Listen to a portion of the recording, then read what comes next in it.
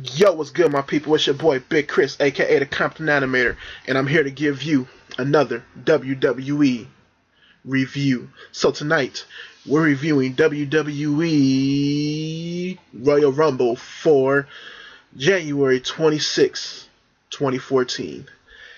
And I'm gonna start off with talking about the hype up for the show. For this pay-per-view, you had a lot of things going into this. You had the feud with Bray Wyatt and Daniel Bryan. You had the whole Daniel Bryan join the Wyatt family. You had him breaking up with the Wyatt family and getting that crazy big pop that night. You had Batista returning. You had Brock Lesnar returning. You had CM Punk going against the Authority. You had the New Age Outlaws coming back. You had a crazy, you had a few good weeks in this build up to this match. Even the Christmas show was pretty okay, but a lot of things going up to this Royal Rumble match. For the Royal Rumble match itself, for the Brock Lesnar match, for the Daniel Bryan match, was pretty good.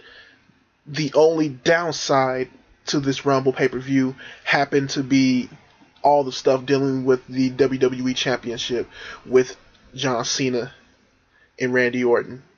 For the WWE World Heavyweight Championship, it just feels like same hat type stuff. I will say that I feel like Randy Orton is putting in a little bit more into as far as, what he's doing, the whole thing of, him giving more energy in his promos. He seems to be putting a little bit more energy into the matches, not that much more, but a little bit more. I think just his promos have gotten better, and, it's like he wants to do something with it, but I don't really know, it just wasn't anything to it that much, It was a couple of good things here and there, but nothing that blew me away as far as when it comes to Randy Orton and John Cena, and especially nothing that we haven't seen already. So, and also one good thing that came out of that was that, Kofi Kingston got some shine, especially something that he needed going into the Rumble match where, he's going to be doing, he's going to have something coming in for this match. So, talking about the pay-per-view itself, start off with the kickoff show. You can watch it on YouTube. So for the kickoff show itself, you had, for your panel, you had Hacksaw Jim Duggan.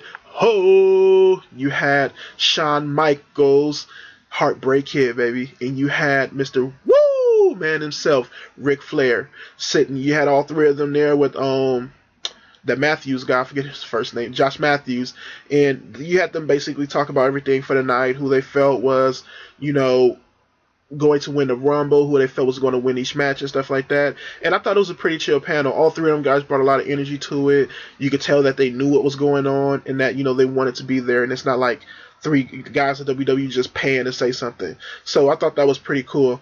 A couple of things that happened during the kickoff show, you had a backstage segment with Vicky Guerrero and Brad Maddox doing the little, the turning of the little, what do you call that?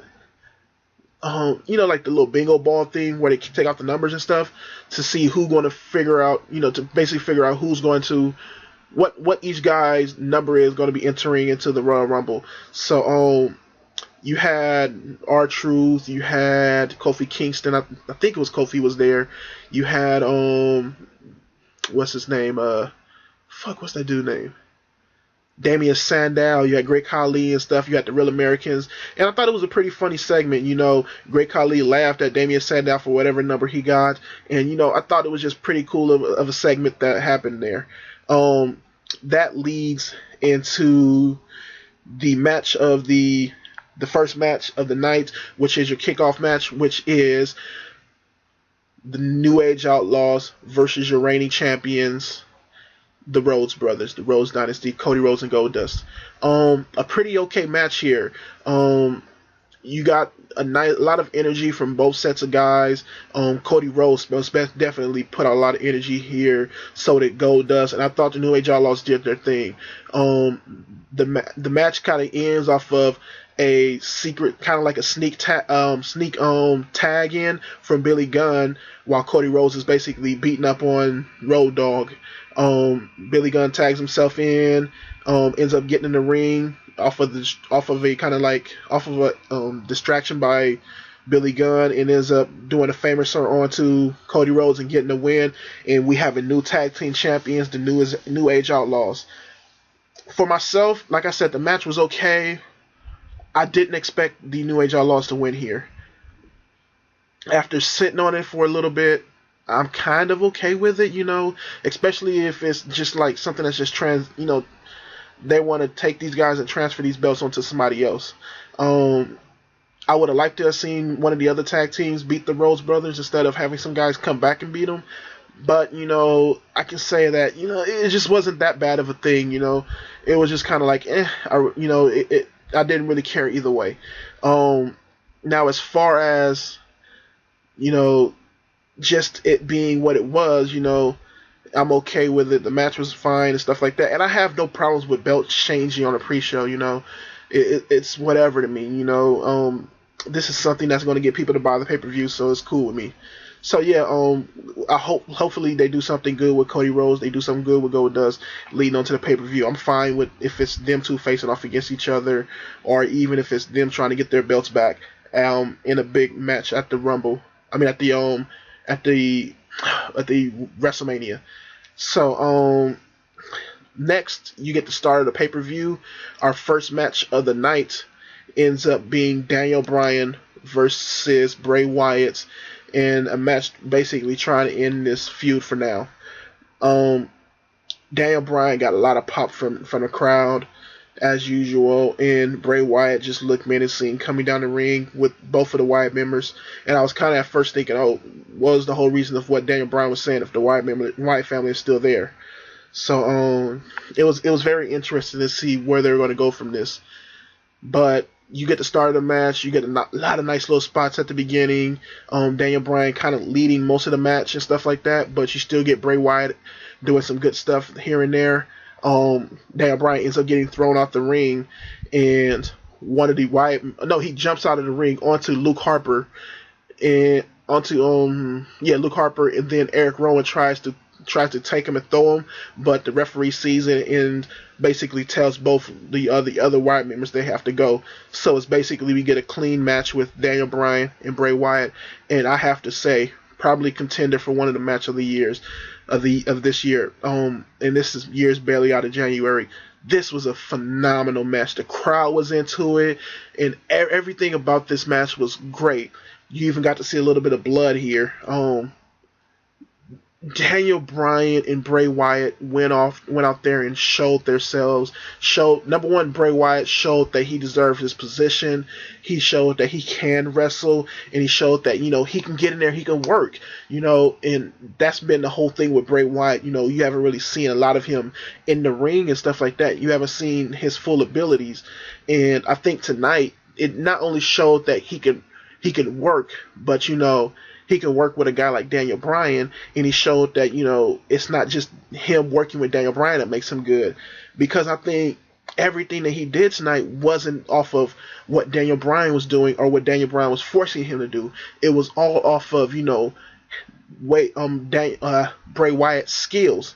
So that was very good. Some of the highlights of the night for me was a lot of this ring apron stuff they did, from Daniel Bryan doing a tornado DDT, jumping off of the ring apron doing that, to Bray Wyatt basically doing a Sister Abigail into the side barricade, to Daniel Bryan. Just so many things that both of these guys did. Bray Wyatt threw himself into Daniel Bryan several times. You had Daniel Bryan holding Bray Wyatt like he's about to do a kind of like a reverse sharpshooter, but he ends up using it like a reverse sharpshooter mixed with a reverse sharpshooter mixed with a surfboard, but he ends up using it for a stomp instead. And it like had a setup to a surfboard, but it ends up, he just stomps Bray Wyatt head into the mat, and that was very good. You just had a lot of good things here with this match, and it ends up, being Bray Wyatt who comes out of the win after Daniel Bryan tries to go for a dive, ends up being caught. Then Bray Wyatt does the Sister Abigail into the barricade, and then pushes Daniel Bryan, actually carries Daniel Bryan into the ring, and then does another Sister Abigail onto him and gets the pin. The crowd was in this the whole time. You got holy shit chants. You got this is awesome chance. The crowd was in Daniel Bryan. They even popped when Bray Wyatt did moves here. So it was just a phenomenal match. And they weren't even mad due to the fact that Bray Wyatt won. There was no booze chance. The crowd was kind of upset because their guy didn't win.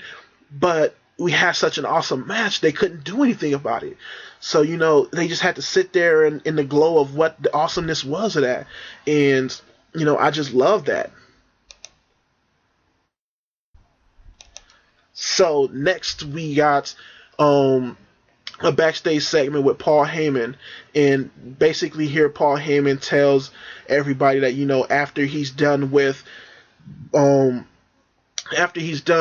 what his name after Batista after Brock Lesnar is done with the Big Show, he's going to go and basically destroy the rest of the WWE universe, and they're going to have to bow down to his greatness type of thing. And he was telling that to Renee Young, and I thought that was a pretty good little promo right there.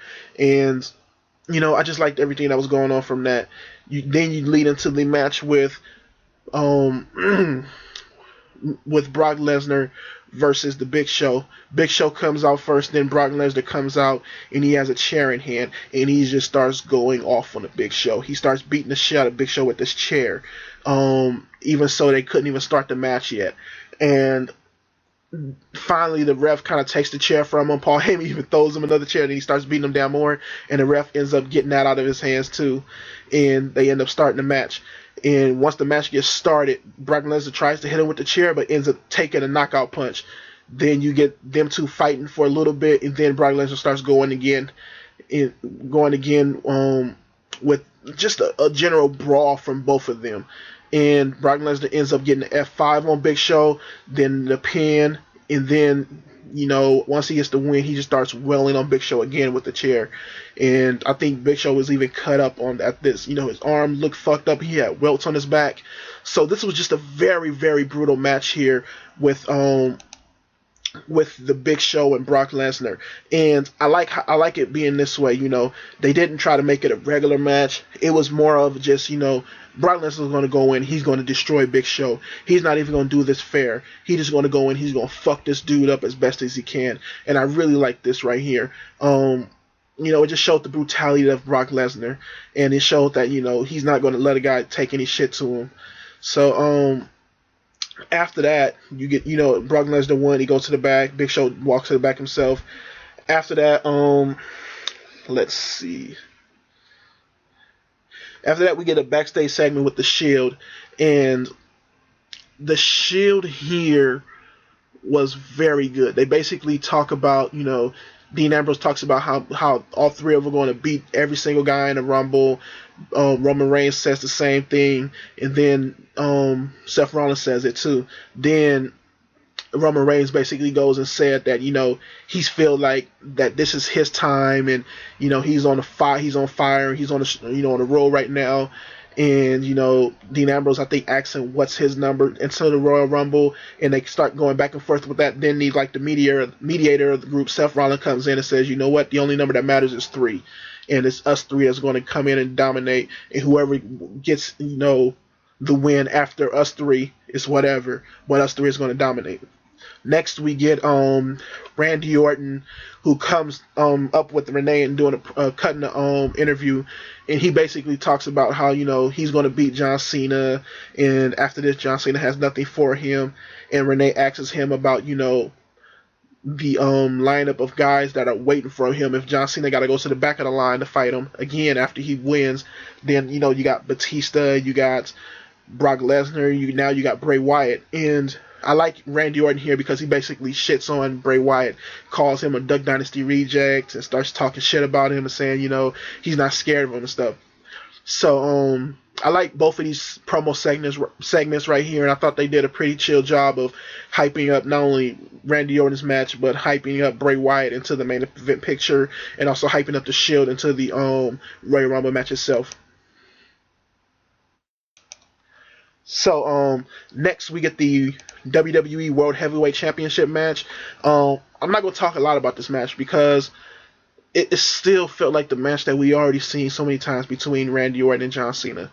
Um, you got a lot of reversals from Randy Orton and John Cena. You even got them trying to use each other moves. You just got a lot of the same shit that we've seen so many times over.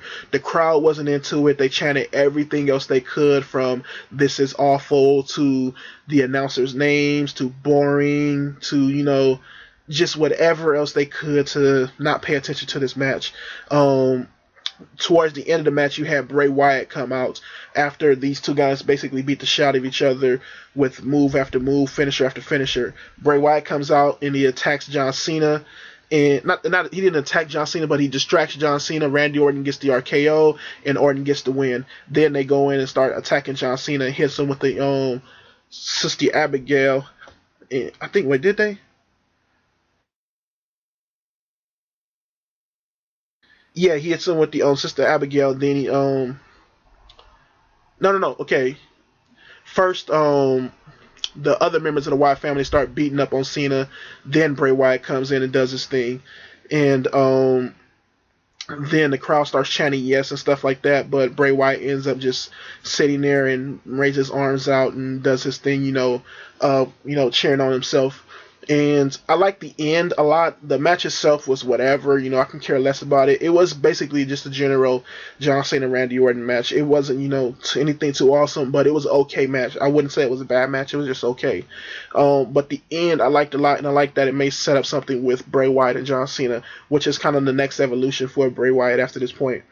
Um, Next we get Renee Young, who is backstage with the New Age Outlaws, and they basically talk about, this is their time, and they're now six-time world tag team champions, and that they're the only team or only guys to win a championship belt after not having another title for so long. So I think they said they haven't had a title for 14 years. So like there's some type of record for them. But yeah, it was an okay promo here. Next, we go into a video package with I think, about 10 or so guys from the who's going to be in the Royal Rumble, basically hyping themselves up into the Royal Rumble, just saying, basically saying, they will win the Royal Rumble and stuff like that. I think the funniest one was Batista, who just looks at the camera and says exactly. So, yeah, that was pretty funny right there for itself. They also go back to the what do you call it, the round table guys upstairs, and you just got them talking about who their picks for the Rumble. Jim Duggan picks Dolph Ziggler, Shawn Michaels picks the Shield and CM Punk, and Ric Flair goes with Batista. So now we got the Royal Rumble match itself. This itself was, I would say, a pretty chill Royal Rumble match. There was a lot of good in this match. There was a lot of mediocre in this match. Not a lot, but a good amount of mediocre in this match. And there was some things where I'll say the booking was totally off. Some of the highlights of the match was CM Punk himself, who came in as number one. Seth Rollins was number two. They had a good back and forth for a while. Damian Sandow came in at number three. Then Cody Rhodes, I believe, came in at number four. And, you had a lot of good stuff from them. Some of the surprise entrances to the match was Sheamus. You had Kevin Nash. You had one of the NXT guys. What's this dude's name? Give me a second. I think it's Kozlov or something like that.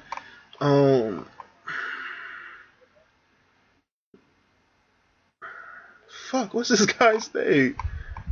Well, it's gonna take me too long to find it here. But something Kozlov. basically one of the NXT guys. This I think he's a Ukrainian or something like that.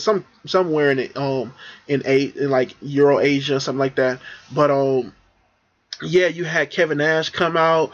You had JBL who almost had a okay match here. He was going in for a match, and while telling Michael Cole to hold his jacket, he ended up getting pushed out by Roman Reigns. You even got El Torito who came in the match and had a nice little few spots. Some of the more other highlights from the match was Antonio Cesaro doing his big swing on the gang of guys. You had several other guys get thrown out by their own tag team members. You had Roman Reigns who threw out his own Shield members after Dean Ambrose tried to throw Roman Reigns out himself. You had Cody Rhodes actually get knocked out by his brother Goldust. I think it looked like an accidental knockout. Then you had him getting put out himself. What else? El Torito got put out by Roman Reigns. Roman Reigns actually beat the Kane's record of 11 knockouts of guys, and he actually got one over. He got 12. So okay. So another thing was you had Kane come in there, and he was in there pretty early, and Kane ends up getting put out of the ring by CM Punk. So I guess they were trying to show at first that this is the only way that Kane can kind of get a little bit of revenge on CM Punk by coming in and trying to put him out of the Royal Rumble himself, but he ends up getting put out himself. So yeah, I thought it was a lot of pretty good stuff in this Rumble match. A lot of entertaining stuff. You had Roman Reigns who was beast here, Cesaro who was beast here, Dolph Ziggler came in and he was beast here. Like I said, the guys that I could have looked to see this was probably Dolph Ziggler, Cesaro, Reigns, any member of the Shield, probably even Goldust, Cody Rhodes, CM Punk. There were a lot of guys in here who I thought probably had a good chance of winning. After that, you had guys like Batista who came in pretty late into the match, and he had good spots here and there, and ends up throwing out Alberto Del Rio after Alberto Del Rio himself had a nice little back and forth in their own little right. But your final four end up being CM Punk, Batista, Sheamus, and Roman Reigns. Also, I want to say number 30 ended up being Rey Mysterio, which I'll talk about after I talk about the end of this match. So Kane comes in, throws out CM Punk. Kane illegally throws out I don't know if it's illegal, but he just runs up and just out of nowhere and just takes out CM Punk and then leaves. He takes out CM Punk, then he throws him through the Spanish announce table, and then he leaves. So then you get Roman Reigns, Sheamus, and him. Sheamus ends up getting thrown out, and then Batista ends up throwing out Roman Reigns. And you have your winner of the Royal Rumble match, Batista. Now, the match itself I thought was fine. Like I said, there were some really good spots here. There were some really good surprise entries. Some of them were like, whatever. Some of them we've seen before a few times, like Kevin Nash and JBL and stuff. There was nobody here that, we haven't seen in the last 5 years or so. Fucking ghetto bird. As far as anything else itself, I just don't know. The crowd was into it for the most part. They were really behind guys like Ziggler. They were really behind guys like Cesaro. They were really behind guys like CM Punk. They were really behind the Shield guys. At some points, they were behind even the other two Wyatt members in here. And it just, the end of the match, you basically had Batista versus Roman Reigns. The crowd was booing the shit out of both of them. They just didn't care. Everybody wanted to see Daniel Bryan in this match. And it ends up being Daniel Bryan didn't even get in the match at all. I had a feeling that, maybe it would have been a good idea for Daniel Bryan to come in as number 30 in a Rey Mysterio or Sakara mask. win, since he's basically the size of both of them guys, and especially if he's in the Rey Mysterio outfit, he can put on the whole Mysterio shirt and stuff like that, so you can't really tell it's him. You just probably see Daniel Bryan's a little bit taller, but you have him win like that, and then take off the mask at the end to show that it's Daniel Bryan, which I thought would have been very good and got a big crowd hype from it. But it wasn't like that, and you just got a straight win from Batista. After sitting on it for a couple of hours, and the reason why I put up this video kind of late, it was okay to me because they kind of set us up for this. They set us up for Batista winning. They hyped it up for the last few weeks. And it was like with The Rock, they knew what they were setting up. They knew what they were setting up with last year with John Cena. And I believe this might be the way that they're going to go with the Royal Rumble from now on. Whoever's the guy that they set up going in is the guy that's going to win. And we may get a surprise here or two, but, we're not going to get any surprises. So to end this, I'll talk about one of the biggest highlights of the Royal Rumble match itself was Kofi Kingston. Kofi Kingston had a good spot here. He jumped onto that guy, the Kozlov guy. He jumped onto him when he was getting thrown out of the Royal Rumble match itself, and Kofi gets put onto the what do you call it? He gets put onto the ring apron. I mean, not the ring apron, but the to the barricade on the outside, and leaps from the barricade onto the apron. It's the ring apron, which is like a good amount of distance, and does that. So that was a pretty good pretty good just like piece of just a pretty good spot from Kofi Kingston, and I think it was better than last year. I